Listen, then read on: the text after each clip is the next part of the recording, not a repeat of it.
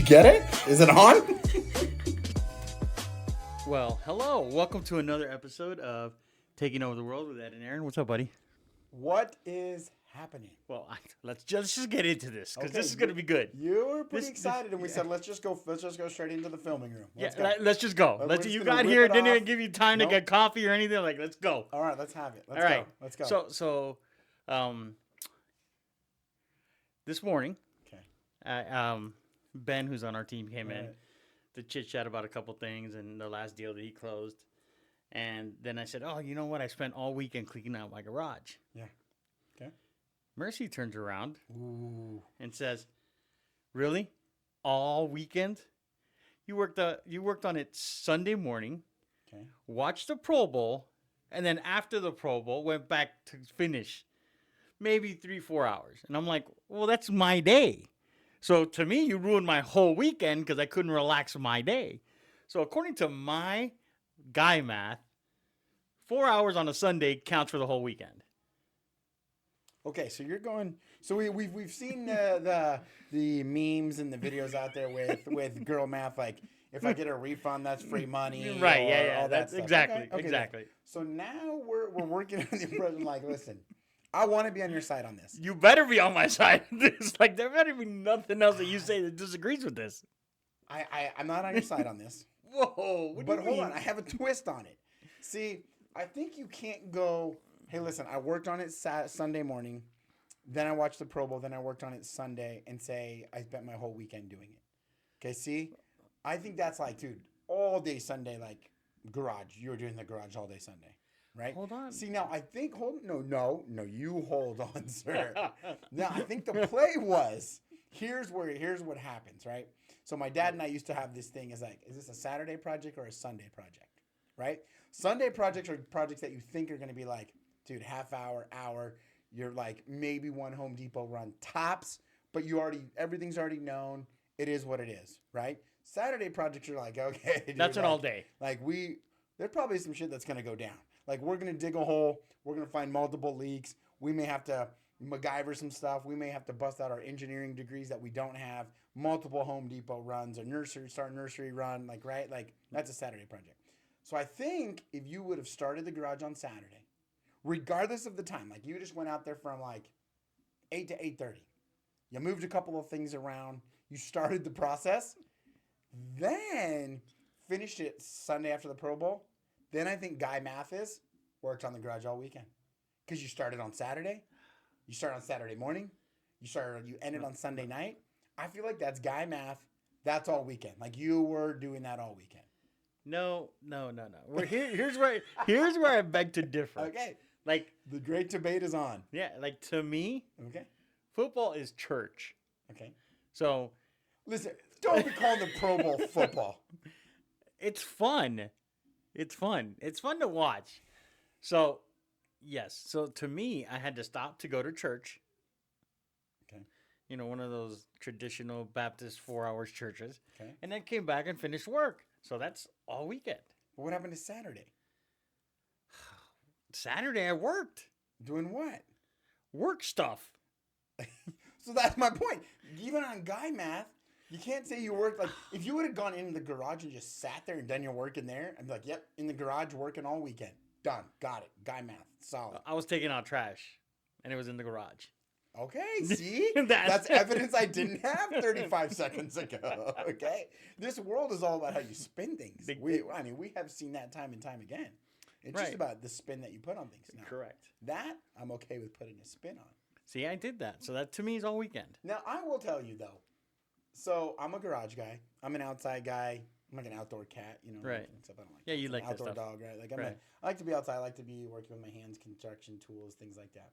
But I will tell you what, with the 3 kids, baseball gear, tools, bikes, electric vehicles, like, you know, scooters and all that crap. Electric vehicles. I thought you Yeah, I had was a like, I Tesla know, in there. I knew that's what I was like. I meant like the kids, like electric scooters, hoverboards, that kind of Right, stuff, right? Like my truck runs on good old gasoline. I think I get like 10 miles to the gallon, right? Like I opened my gas tank, put a funnel, try to get some of that rain, maybe get a few more gallons out of that thing. But it's like, it's so easy, especially like as the weather like warms up. Like, dude, that place goes from just spick and span to like disaster. Right. And I do think it's fun. Like, so like, I think about the garage, and I come when we. What's wild is that, and I don't know how your house is like. Our garage door, that is our main entrance to our house. Yep. Like we have the front door, but I think the only time we ever open the front door is like, well, I guess every day when Amazon drops off a package. There you I go. think that's about the only time. So it's like you constantly are walking in and out of it, and you're like, oh, it's getting bad. Yeah, it's getting bad. It's like it's starting to be like, okay. But I do think like when you never want to commit to it, but man, once I get going, I'm like you. I will be out there 3-4 hours. Last time I cleaned the garage a couple of weeks ago, it was getting to that point. I wanted to organize. Little League season was getting ready to start. Baseball, club season was getting. I'm like, I'm gonna get organized again. But I get, easily I can get distracted. I started by cleaning everything out, reorganizing, and I take everything to the middle. I pull the trash cans over, start dumping. Before I knew it, I had everything back in order. I was liking it, and somehow I ended up with like a 35-inch TV on the wall. I was like, oh, I found this in the corner. That was my project of the unknown, right? But man, once you do get it completed, though, I feel like $1 million when I get the garage cleaned. And then I'm always like, I'm gonna make this my man cave garage. Like I'm gonna put a chair out here. Like next thing you know, I do have the TV on. Then the boys will come out there, ruin it again. They're like, oh, there's so much room in here, Dad. Let's put up the hitting net. Let's get out the balls. I'm like, I just cleaned all of that stuff. But I'm like, well, all right. Get my lawn chair out, grab a beer, sitting there, watch them hit. My wife will come out like a half hour later, like, what's going on here? Like, I got the radio going, this game on, boys are here. I'm like, this is church. Yeah. Right? So I see the garage. Well, you saw the garage last time. I did see the garage. And we did a little workout set in Yeah. there with what are the old school Bowflex all-in-one machine. That's a Gold's Gym all in one. Gold's Gym all-in-one. It was nice. It's very nice. So I went to go work out on Sunday morning early. I'm like, okay, I'm going to start working out again. I felt better when I worked out. So I was like, all right, let me go. And I'm sitting in the garage and I'm like, this is for the birds. This place is just ridiculous. You can't do anything in here. Right. You can't walk. You got to I had to move stuff, Amazon packages off of the treadmill to get on the treadmill. I'm like, I can't do this anymore. So whatever, I came in, had coffee, then just went outside and did. I don't know about you, so I'm curious about that. Okay. So there's certain projects that I don't want to be told what to do or how to do it. That's every project I take on. Because for some reason, at least my wife loves to go out there and say, oh, let me help. And by let me help, it's like she's an orchestra director. She's dun, dun, dun, dun. Tell me exactly what I need to do. No. So she came out like halfway through it. I'm like, go inside or I'm going to stop. No. I'm not doing it. I think Annie's realized, if she leaves me alone to do it, I'll do it. Right? Because, we've got tons of other stuff going on anyway. Right. But she's like, okay, listen, we need to get this done and get this done. And if she lets me do it, I probably have a better chance of doing it. And, because once I get, it's kind of like going to the gym, right? It's right. You never want to go because you don't want to get up early, or whether you go in the afternoon, it's the getting dressed. It's the getting in the car. It's the taking the pre-workout. It's the driving over. Right? These things start to add up. Although, one thing doesn't sound like a lot, but then when you get there, and, that first 5 minutes is always blah, blah, blah.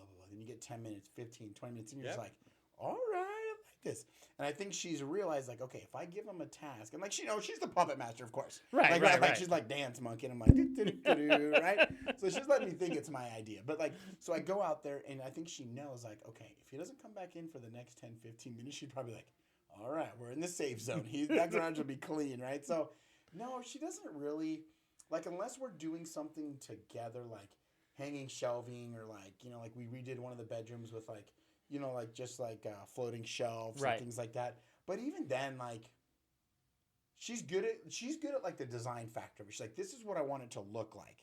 And then I'll be like, okay, well, this is what I can do. And I'm straight up Bob Vila. I got a pencil in my ear, got the tape measure, I got the levels, I got drills coming out of everywhere, right? You got the work belt on? Oh, no. You don't have one? I'm not a work belt guy. You're not a work belt guy. Surprising you, huh? I'm not a work belt guy.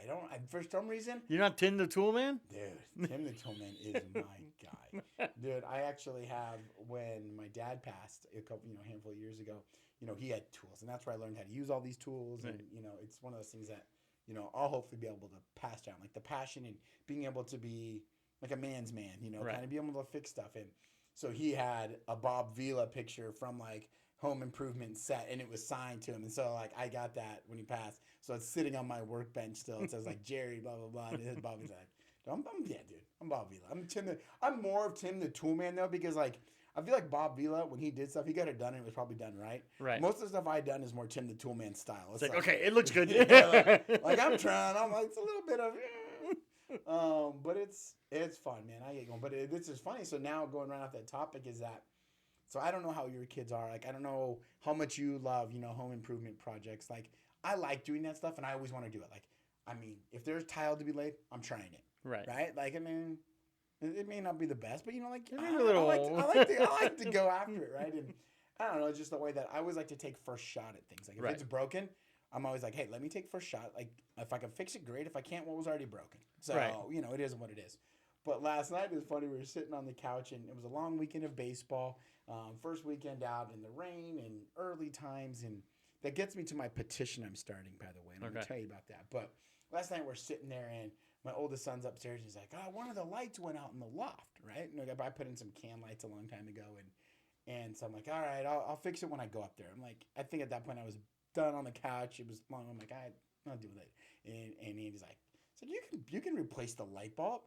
And I'm thinking like, "Oh gosh, like he's gonna blow himself up, right? Like, it's a light bulb." Then I'm like, you know what? Let's see how this pans out. I'm like, you know what? I mean, he should be doing stuff around the house. He's 12 now. And so Andy's like, yeah, get the light bulb, go replace it. And normally I feel like that would be me. Be like, dude, you do it, right? You can do this. And she was like, I'm like, okay. And now he's got his little sidekick. My youngest guy's up there, his apprentice, right? And the two of them are up there, and they got this chair coming out. And I'm like, all right, and sure enough, they got that light bulb replaced. And I know it's a light bulb, right? Right. But it's a floodlight.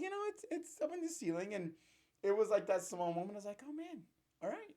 These guys are getting to the point where it's time to, maybe start to teach them how to do some home improvement stuff, and have them pitch in a little bit more on that stuff. Like, I mean, do your kids do they like any of that stuff, or are they just?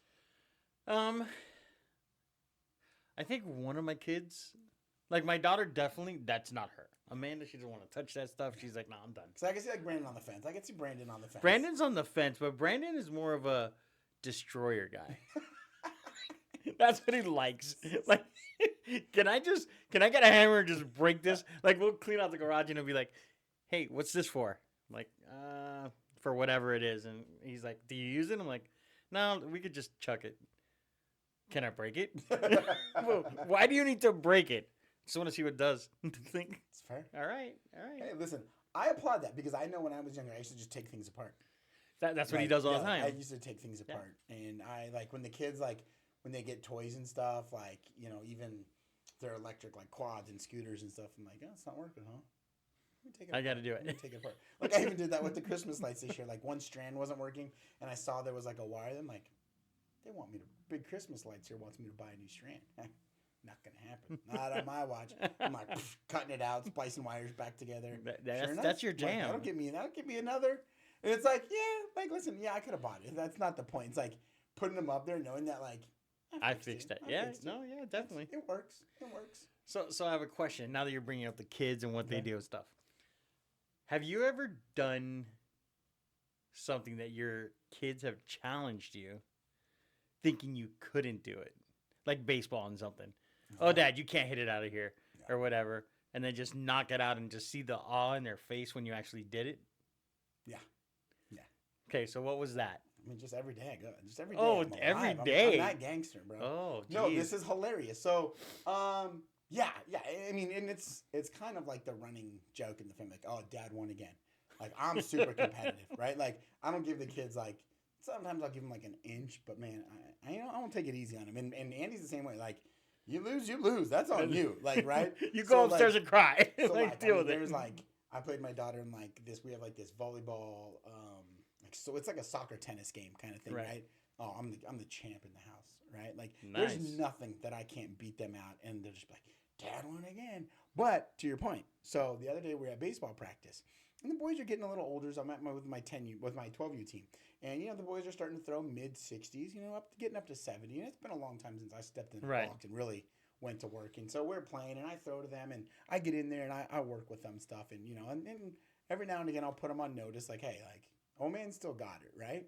But my son was pitching, and we were getting ready for our first tournament this weekend, and we're doing a live like kind of inter squad stuff. So we had like all the kids getting like, instead of like throwing bullpens, we had them throwing to live hitters. That way the hitters got to see some live pitching. The kids got to work to live hitters. That makes sense. And so the last group, my son was pitching to the last group, and we were having groups of 3. And this was like the second day we did it. Well, there was only 2 in that group.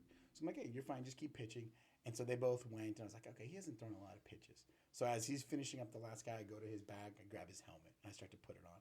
And so like my buddies who I'm coaching with, they're starting to like peek over at me, and I'm like, I don't want to get his brand new good bats. Like I could probably put a dent in one of these. You know, they're made for younger kids. So I grab one of his older bats, and his guy's done. I'm like, all right. And so I step right into the box, and I put the helmet on because I'm like, hey, there's a 50-50 chance he just earholes me, right? I'm like, whether it's on accident or he's like, remember all those things you said to me? So like in the back of my mind, I'm thinking like, dude, you're gonna rush the plate. He's gonna throw at me. He's gonna put it right in the middle of my back. And I'm like, yeah, you know what? If he does, he does. You know, it is what it is. But I get in there and he throws in, and you know, I'm like, hey, listen, let's go. And I know I'm not gonna absolutely swing and tee up because, like, you know, if he throws it outside and I hit it up the middle, like I don't want to hurt anybody. I just want to show him like, I got it. This ain't that hard, boy. And so he throws me a first pitch. He tries to throw a fastball by me, and I just line drive right up the middle, like right over his head into center field. And it was just a clean shot, and they're going nuts. And I just take it off around first base. I bat flip the heck out of him, dude. Did you stare him down? Oh, I hit first base. I throw the helmet out. I'm running like I won like Game 7 of the World Series. They're all dying, and then so every other kid knows like, you get hit off me though. I'm getting. I'm like, all right, you all get your turn, but you're all going down one by one. So it's fun to get back in there, and every once in a while show them that, you know, as an old man, you still got it. So my son started working out again in our stuff, right? So he goes in there and the full rack is like 400 pounds. Yeah, rack 'em, baby. So he racked the whole floor, tried to do a pull down, and he's like, couldn't even budge. Like he's literally like just dangling on this thing, trying to get it down. A lot of weight. So he's like, you think you could do it? I'm like, dude, there's no question. I'm pulling down 400. Really? He's like, all right, Dad. So I go, I'm like, you don't believe me? He's like, nope. I rack 1 on 400. And I haven't worked out in years, especially not heavyweight. And now you can't feel your back. No, I feel fine. I actually feel pretty good. So then I go, and he left it racked full. So then Mercy comes out because we're almost done with the garage. He's like, oh, my God, it's looking amazing, whatever. And Brandon again. Now he tests me, right? He's like, oh, Dad did this full rack just one time. I'm like, oh. So I go and I do 3. And I'm like, how does it feel now? He's like, damn, you must have been really strong when you were younger. And I'm like, well, don't test me. And it's funny because, you know, you used to always joke, like, remember, like, hearing Clarence joke about it before. Now you're on, so it's like, man, there's a little bit of difference when you got old man strength, right? Right. Like, there's still that gear that it's like.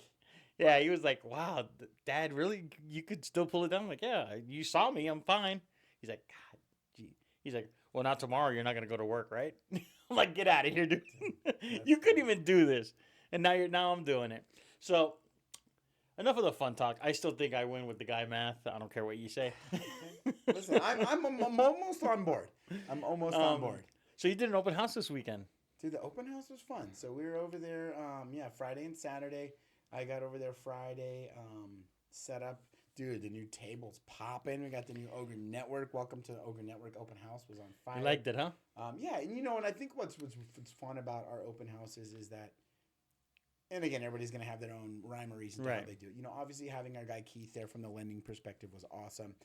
You know, Fidelity National, I mean, they put together the book for us. We had, you know, lien reports, title information. So it's like, and again, you know, every time we talk about partnerships, you know, and now you got Keith from the lending side. You got Fidelity National, you know, getting that stuff information, you know, and, you know, between me and Jennifer that were there, like, it was nice. It was cool, you know, like, I think some people do open houses by themselves and they get lost, you know, they get bored, and you see those memes like they're just sitting on the counter. But, you know, like the energy was good. We were talking, we were going through the house, we were talking about everything. And when people came in, you know, like there was more energy, I felt like. And, you know, yeah, we had some good showings, some good feedback and stuff in there. But, you know, I thought it was fun. We got some good content out of it, you know, being able to put that out there. And I think it shows our clients, you know, because there's some people that are like, they only do open houses, or they're always against open houses, and, you know, virtual staging versus live staging versus non-staging. And we showed off a property with live staging, you know, and I think that was right for that house. And, you know, that was one of the videos that we put together was,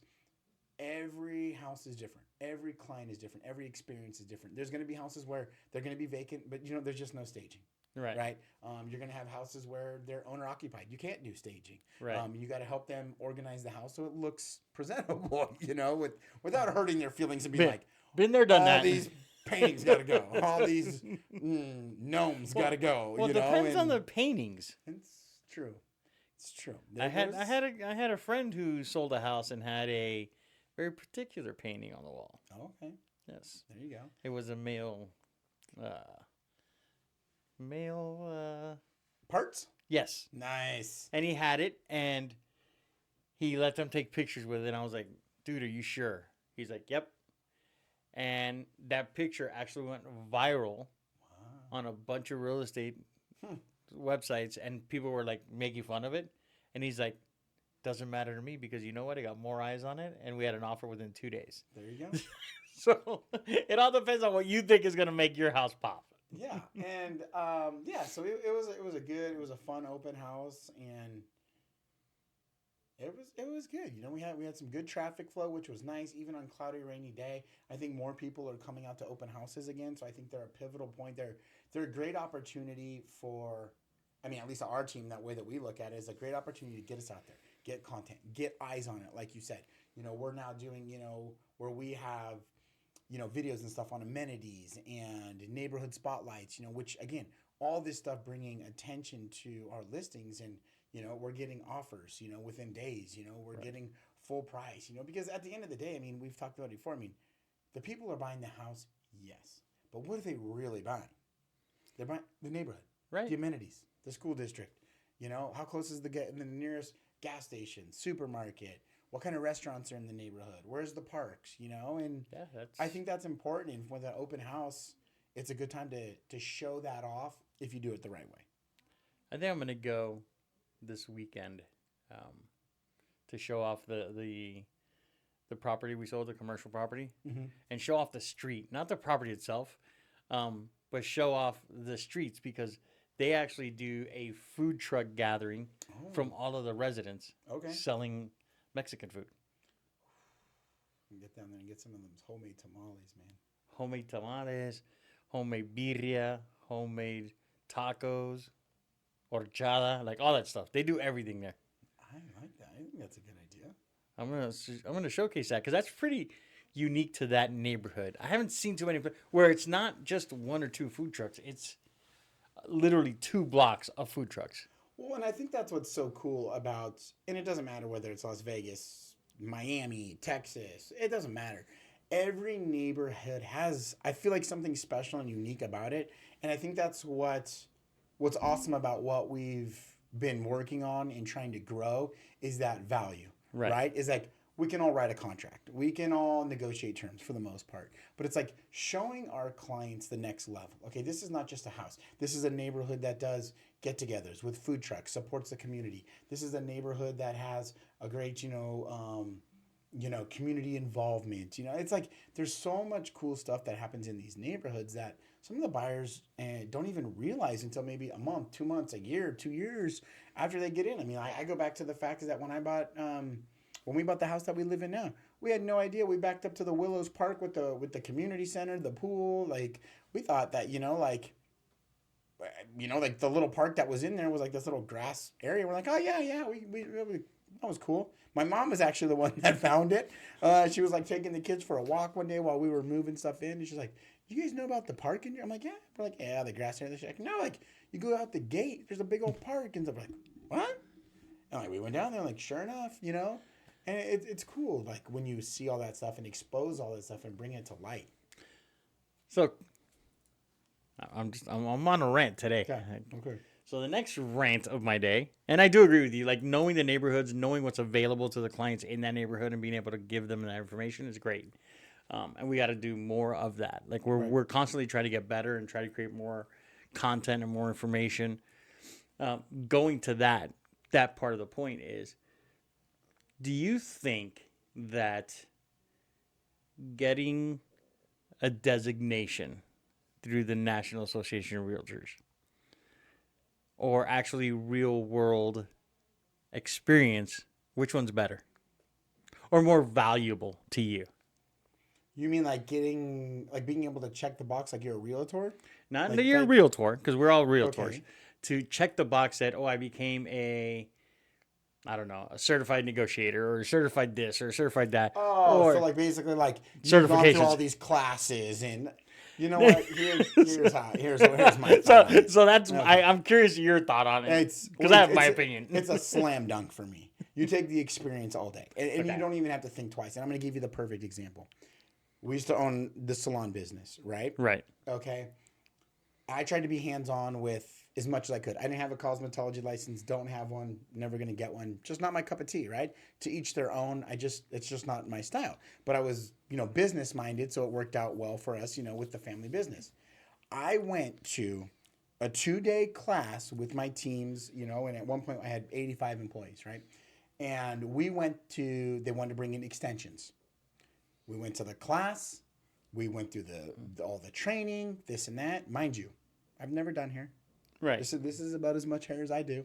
In the morning when you get in the ready. morning, right? But I went to the 2-day class. I watched. I took the test at the end of it. It was a written test.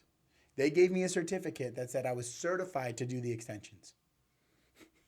That right there is the only evidence I need. There is no reason and no rhyme for me to ever be doing extensions on anybody. But I had a certificate Right. that like this company literally certified me that they approved me to do extensions. I don't have a cosmetology degree.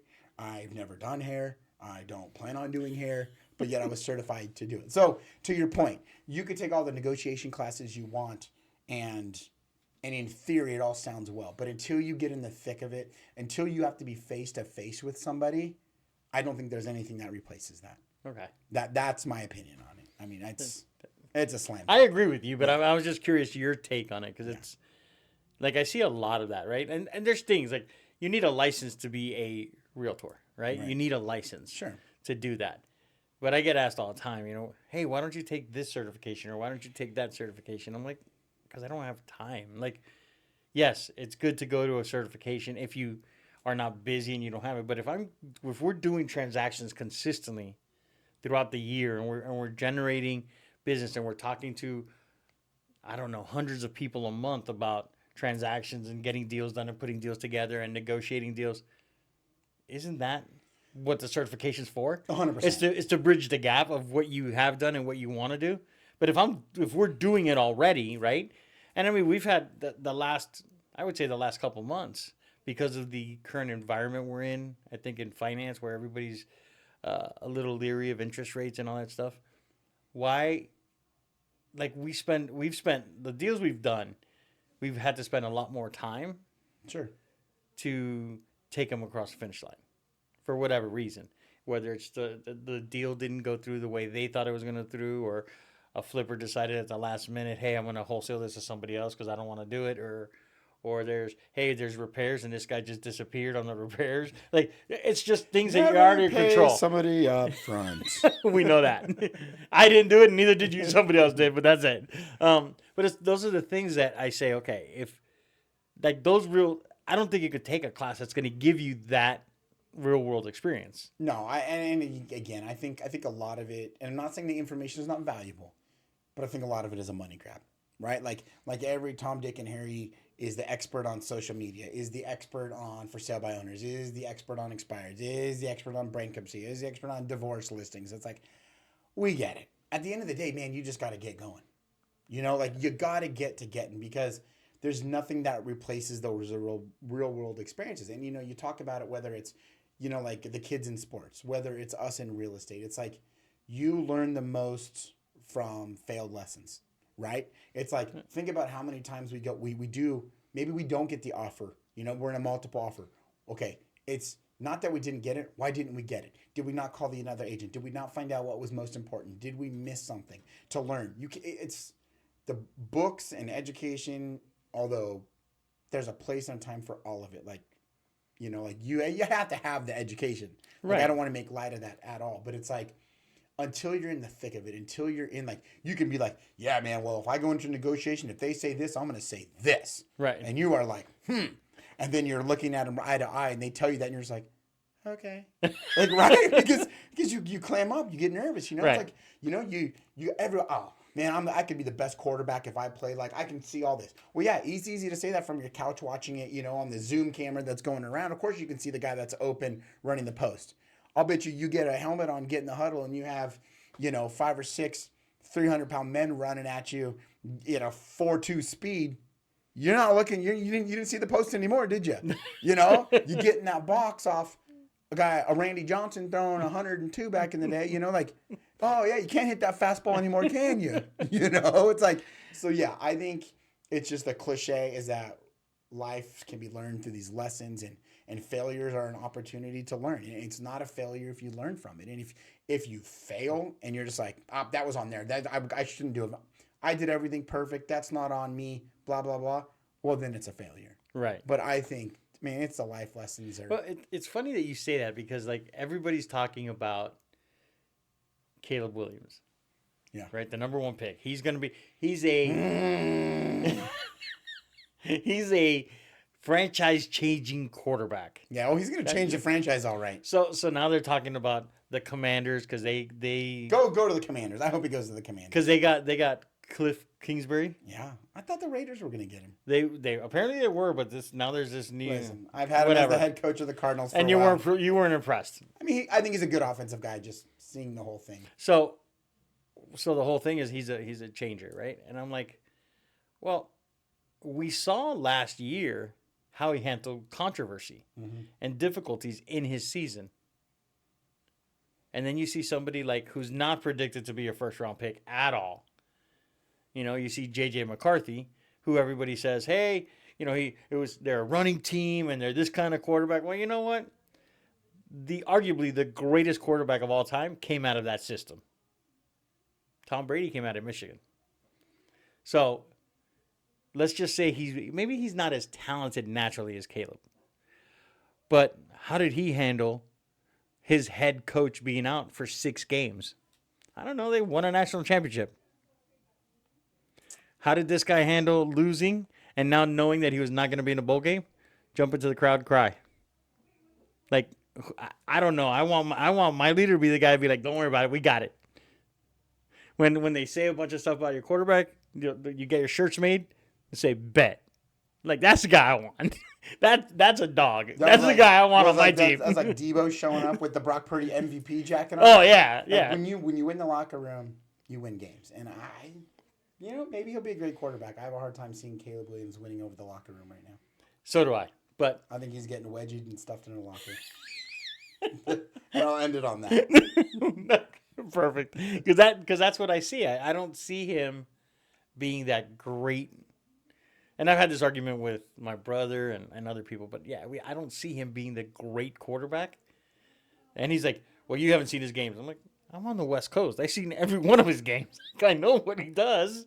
I'm not impressed. I've seen too many quarterbacks go first overall and just tank it. There's been a lot of them. And yet, Brock Purdy's number pick, 262? Whatever it was, 244? 262. 262, whatever irrelevant was. Now, you know how he got it? You know how the 49ers have one person to thank for their Super Bowl run. C.J. Beathard. The quarterback they picked in 2017. Okay. So they were scouting him because he was touted as, one of these great guys out of Iowa, going to be a great quarterback. And they spent so much time scouting him that they found Kittle. And I think Kittle was like a 5th-round pick. He wasn't high. And now we know what Kittle is. He's a beast, right? And then once that was done, CJ became a free agent, signed with, I want to say, Jacksonville Jaguars. Okay. And because of the salary they gave him, the Niners got a compensatory pick, which was number 262, which is what they drafted Brock Purdy at. So, see? The pride of Perry. There you go. Pride of Perry, Arizona. That's right. Perry High School. There he is. All right, buddy. So, this is going to be a good week? It's going to be a good week. Next week, we're already putting on the agenda. We're going to talk about the petition I'm starting. Oh, yeah. It's going to change the landscape of youth sports. So that's the first topic next week is First your petition. A petition to change the scope of youth sports. I'm in. All right. What do we got to do? Just tell me.